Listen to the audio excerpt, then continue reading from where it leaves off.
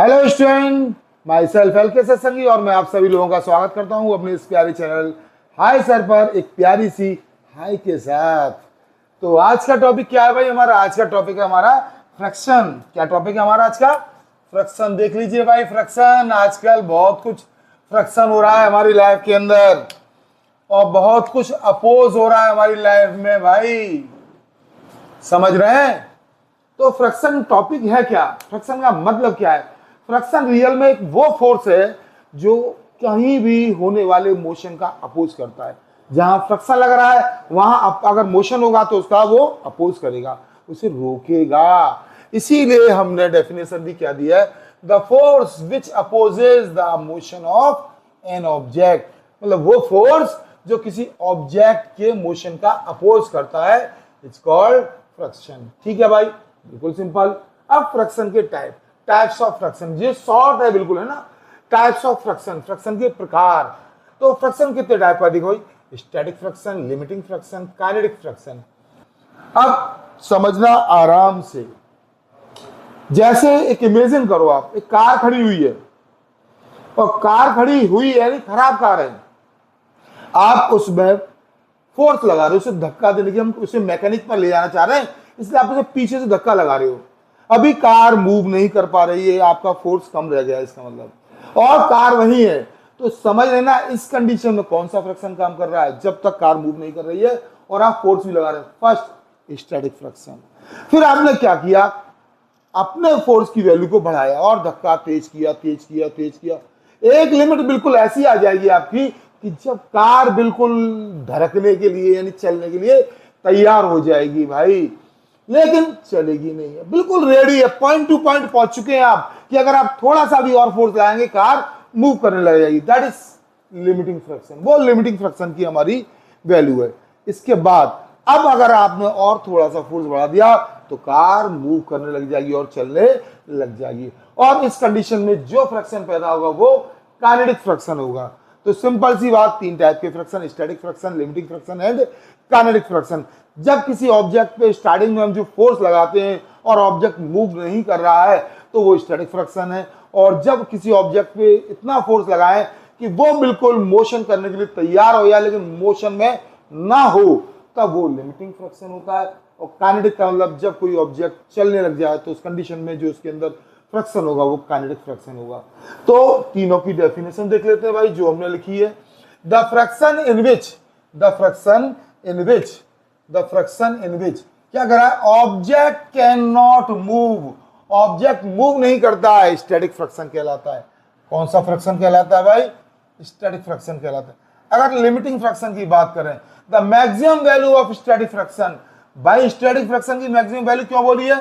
क्योंकि ऑब्जेक्ट तो अभी चल ही नहीं रहा है ना, तो स्टैटिक फ्रैक्शन ही रहेगा, लेकिन उसकी मैक्सिमम वैल्यू हो जाएगी। तो maximum value of static fraction is called limiting fraction. Kinetic fraction क्या होगा? The fraction in which object can move, जहां ऑब्जेक्ट मूव कर सकता है यानी मूव कर रहा है यानी चल रहा है, वो हमारा काइनेटिक फ्रैक्शन होगा भाई।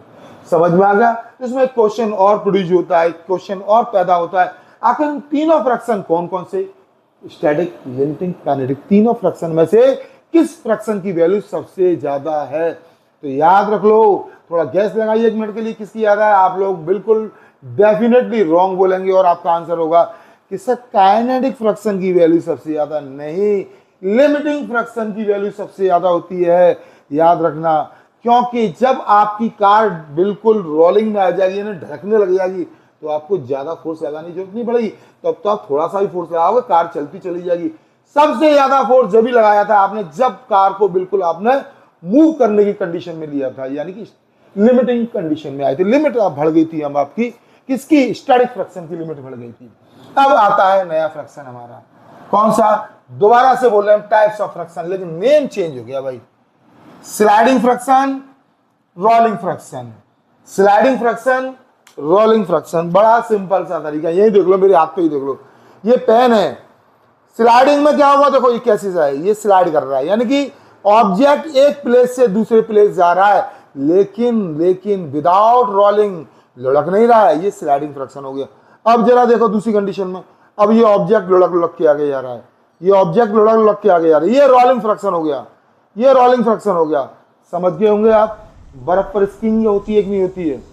बर्फ पर जब कोई स्लाइडिंग करता है तो वो स्लाइडिंग फ्रैक्शन हुआ कि नहीं हुआ? और सपोज करो हमारे जैसे, सपोज करो हमने साइकिल ली, साइकिल को जब हम चलाते हैं तो उसके पहिए जो है रोल करते हुए आगे बढ़ते हैं, तो वो रोलिंग फ्रैक्शन हो गया भाई। तो रोलिंग फ्रैक्शन, स्लाइडिंग फ्रैक्शन, दो फ्रैक्शन हो गई।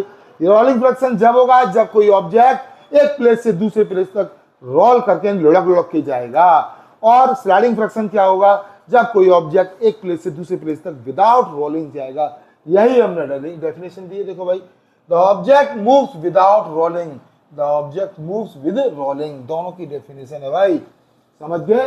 अब यहां भी आपसे पूछे कि दोनों फ्रैक्शन में, इन दोनों फ्रैक्शन में किस फ्रैक्शन की वैल्यू सबसे ज्यादा है, तो आपका आंसर बिल्कुल अब तो राइट ही होना चाहिए भाई, स्लाइडिंग फ्रैक्शन। जब कोई चीज स्लाइड नहीं करती तभी फोर्स ज्यादा लगाना पड़ता है भाई, रोलिंग लुढ़कना तो आसान हो जाता है भाई, तो स्लाइडिंग फ्रैक्शन की वैल्यू सबसे ज्यादा होती है। तो अब हम क्या करते हैं, इसके फॉर्मूले को देखते हैं भाई। किसके फॉर्मूले को? इन्हीं फ्रैक्शन के फॉर्मूले को देखते हैं।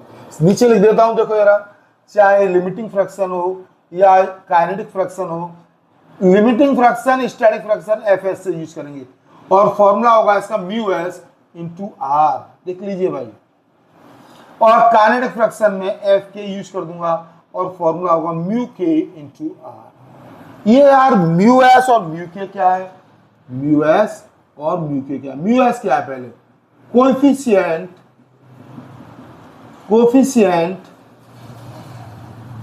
ऑफ स्टैटिक, शॉर्ट में लिख देता हूं स्टैटिक फ्रैक्शन।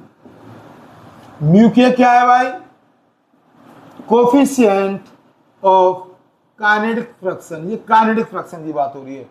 और आर क्या है भाई? आर क्या है? ये है normal force, normal force, normal force. Normal वो नॉर्मल नहीं कि नॉर्मल हो गई, ये नॉर्मल का मतलब है परपेंडिकुलर वाला नॉर्मल, परपेंडिकुलर वाला नॉर्मल, ठीक है। इसके लिए फिर अब मैं आपके लिए एक डायग्राम बनाता हूं, वहां समझाता हूं। तो फ्रैक्शन फोर्स के लिए जो हम फॉर्मूला प्रूव करेंगे वो देखिए कैसे किया। तो जैसे मान लिया ये सरफेस है और ये इसके ऊपर ऑब्जेक्ट रखा हुआ है। अब ऑब्जेक्ट का वेट तो नीचे की ओर काम करेगा mg, और लेकिन ये नॉर्मल फोर्स, जो नॉर्मल रिएक्शन फोर्स है ये r, ये जस्ट सरफेस के परपेंडिकुलर काम करती है। तो r की वैल्यू किसके बराबर हो गई? r की वैल्यू mg के बराबर होगी, r की वैल्यू mg के बराबर हो गई, ठीक है भाई। अब एक बात बताइए, जब ये ऑब्जेक्ट रखा हुआ है तो कौन सा फोर्स काम करेगा? स्टैटिक फ्रैक्शन काम करेगा। स्टैटिक फ्रैक्शन जो काम कर रहा है वो इस नॉर्मल फोर्स के डायरेक्टली प्रोपोर्शनल होता है। जब प्रोपोर्शनल का साइन आएंगे तो इक्वल का साइन, एक कांस्टेंट आएगा, और ये कांस्टेंट क्या आ गया आपका? वही जो अभी बताया था आपको, क्या? Coefficient of static fraction. तो म्यू एस आ गया आपका, और आर की वैल्यू आपकी ये आ गई, आर की वैल्यू क्या लिखी? mg लिखी, mg आ गई। तो ये आपका एफएस का फॉर्मूला चालू हो गया, म्यू एस इंटू mg। अगर यही ऑब्जेक्ट मोशन की कंडीशन में होता तो यही फॉर्मूला एफ के इक्वल टू म्यू के mg हो जाता। समझ गए कि नहीं समझ गए? तो इस तरह से हम इसके फॉर्मूले बना लेते हैं। तो टॉपिक है हमारा friction on an inclined plane, ठीक है भाई। तो friction on an inclined plane, inclined plane का मतलब समझते हैं ना, तिरछा ढलान वाला भाई। तो मान लीजिए एक ऑब्जेक्ट है, देख लीजिए आपके सामने ये एक ऑब्जेक्ट है, ये एक आपका ढलान वाला सरफेस आ गया, इंक्लाइंड प्लेन आ गया जो थीटा एंगल पर है, और ये ऑब्जेक्ट इस पे रखा हुआ है और अपने आप नीचे ढड़क के आ रहा है, मोशन कर रहा है नीचे साइड में, ठीक है। अभी फिलहाल ये अपने आप आ रहा है, यानी कि कांस्टेंट वेलोसिटी से आ रहा है, इसके अंदर कोई भी एक्सेलरेशन नहीं है, समझ लेना अच्छी तरह से, ठीक है भाई। तो सरफेस के परपेंडिकुलर नॉर्मल ये आपका आ गया, नॉर्मल फोर्स आर आ गया, वेट नीचे की ओर काम करेगा mg। तो इसके दो कंपोनेंट बन जाएंगे, एक इधर बन जाएगा और एक इधर बन जाएगा, ठीक है। ये थीटा है तो ये भी थीटा होगा आपका, और जिसपे थीटा चला जाता है वो कंपोनेंट कॉस में चला जाता है, ये हो जाएगा mg cos थीटा, और ये आ जाएगा आपका mg sin थीटा, सिंपल सी बात, ठीक है भाई। और फ्रैक्शन फोर्स ये काम करेगा, जब ये नीचे रख के आएगा तो फ्रैक्शन फोर्स ऊपर की ओर काम करेगा, नीचे रहा है तो फ्रैक्शन फोर्स ऊपर की ओर काम करेगा, ठीक है भाई। तो किधर जा रहा है? ये नीचे की ओर जा रहा है। अब आराम से देखिए, आर किसके बराबर है? आर किसके इक्वल है? आर इक्वल टू है mg cos थीटा, ठीक है। और देखिए एफ एस इधर है और mg sin थीटा इधर, जो दोनों ही अपोजिट डायरेक्शन में है तो अपोजिट है तो सब्ट्रैक्ट कर देंगे या इक्वल लिख दो। F S equal to simple equal लिख दो आप, F S equal to mg sin theta. ठीक है भाई, और एफ एस का फॉर्मूला तो आपको मालूम ही क्या होता है, mu S into R, mg sin theta mu S into are.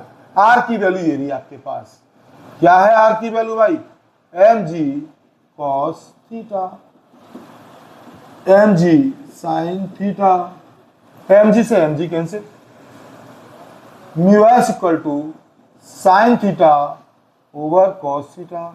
और आप लोगों को मालूम है sine theta over cos theta किसके बराबर होता है, टेन थीटा के। लो भाई डेरिवेशन हो गई, mu S equal to tan theta. ठीक है भाई, ये इंक्लाइन प्लेन के लिए आपकी डेरिवेशन हो गई।